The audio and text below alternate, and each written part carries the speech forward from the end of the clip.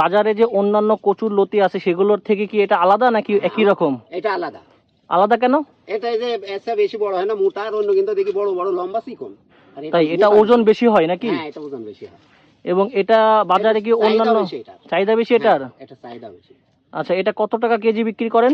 এটা কিছুদিন আগে কোন হচ্ছে 50-60 টাকা, এখন বর্তমানে বাজার 40 টাকা 35 টাকা বিক্রি হচ্ছে বাজারে। তাহলে কি এই দাম অনুযায়ী আপনারা কি লাভ করতে পারছেন? হ্যাঁ, লাভ হবে, অবশ্যই লাভ হবে। তাহলে আপনার এইসব কচুর লতি যারা অন্যান্য আরো কৃষক যারা আছে তারা যদি চাষ করতে চায় তাহলে কি তারা লাভবান হবে?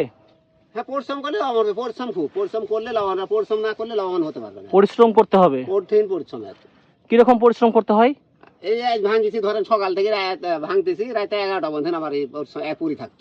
আবার এগুলো পরিষ্কার করে দিতে হয়। বিকালে সব মেয়ে সালবাল পরিষ্কার করবি, আমি রাতে 8টার কালে এসে আবার মাপতে আসবো। তাই প্রতিদিন পরিষ্কার করতে হয়? ভাঙলে পরিষ্কার করতে হয় প্রত্যেকদিন। আর এই যে কচুর গাছের নিচে যে পানি সব সময় থাকে, এটা সব সময় পানি থাকা লাগে না? হ্যাঁ, সব সময় পানি। তো ধন্যবাদ, কথা বলে অনেক ভালো লাগলো। আর যারা কচুর লতি চাষ করতে চাচ্ছেন তারা অবশ্যই চাষ করবেন, এটা অনেক লাভবান একটা ব্যবসা।